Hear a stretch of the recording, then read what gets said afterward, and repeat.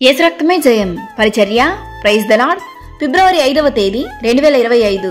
ఈరోజు దేవుని వాక్యము, నీ పగవారినందరినీ నేను అణిచివేసిదను, అదియుగాక యెహోవా నీకు సంతతి కలుగజేయునని నేను నీకు తెలియజేసి తిని. మొదటి దినవృత్తాంతములు 17వ అధ్యాయం 10వ వాక్యము. నీకు విరోధముగా రూపింపబడిన ఏ ఆయుధమును వర్ధిల్లదు, నీకు విరోధముగా గుంపుకూడు వారు నీ పక్షపు వారగుదురు. నీ శత్రువులను, నీ విరోధులను, నీ పగవారిని ఆయన అణచివేయును, అదియుగాక యెహోవా నీకు సంతతి కలుగజేయునని ఈ దినాన నీకు వాగ్దానమిస్తున్నాడు. నీవు దేనిని గూర్చియు చిందించకు, భయపడకుము, నీవు సిగ్గుపడనక్కర్లేదు. అవమానమును నీవు తలంచకు. నీవు ఎక్కడ దుఃఖించావో, అవమానపడ్డావో అక్కడే దేవుడు నిన్ను ఆశీర్వదించి దీవించును.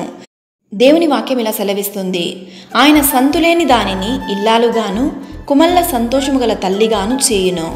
యెహోవాను స్తుతించుడి, యెహోవాను వెదుకువారు హృదయమందు సంతోషించుదురుగాక. ఈరోజు ఈ వాక్యం వింటున్న ప్రియ సహోదరి సహోదరులారా, నీ పగవారినందరినీ ఈ దినాన ఆయన అణచివేయు దేవుడుగా ఉన్నాడు. అదియుగాక యెహోవా నీకు సంతతి కలుగజేయును.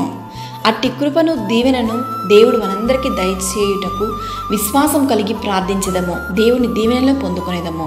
ఆమేన్. God bless you.